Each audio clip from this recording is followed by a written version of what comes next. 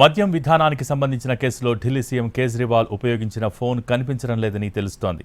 ED కస్టడీలో ఉన్న కేజ్రీవాల్ను ఆదివారం దర్యాప్తు అధికారులు 4 గంటల పాటు ప్రశ్నించారు. ఈ సందర్భంగా పాలసీ రూపొందించే సమయంలో ఏ ఫోన్ ఉపయోగించారని అధికారులు ప్రశ్నించగా తనకు గుర్తులేదని ఆయన సమాధానమిచ్చినట్టు సమాచారం. అందులోనే కీలక ఆధారాలు ఉన్నట్టు ఈడీ భావిస్తోంది. దాని నుంచి ఈ కేసులో మరో నిందితుడిగా ఉన్న సమీర్ మహేంద్రుతో ఆయన మాట్లాడినట్టు ఈడీ ఆరోపిస్తోంది. మరోవైపు ఈ కేసులో ఇప్పటికే అరెస్టైన ఢిల్లీ డిప్యూటీ సీఎం మనీష్ సిసోడియా వ్యక్తిగత కార్యదర్శి సి అరవింద్తో కలిపి కేజ్రీవాల్ను మంగళవారం విచారించనుంది.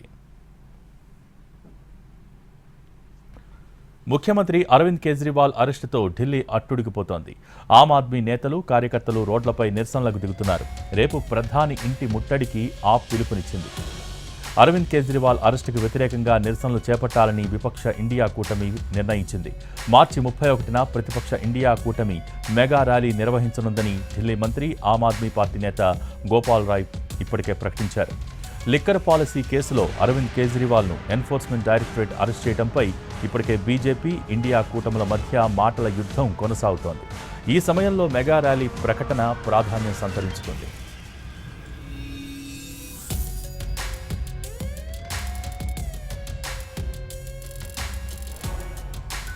మరోవైపు జైలు నుంచే కేజ్రీవాల్ పాలన సాగిస్తున్నారు. ఆదివారం తొలి ఆదేశాలు సైతం జారీ చేశారు కేజ్రీవాల్.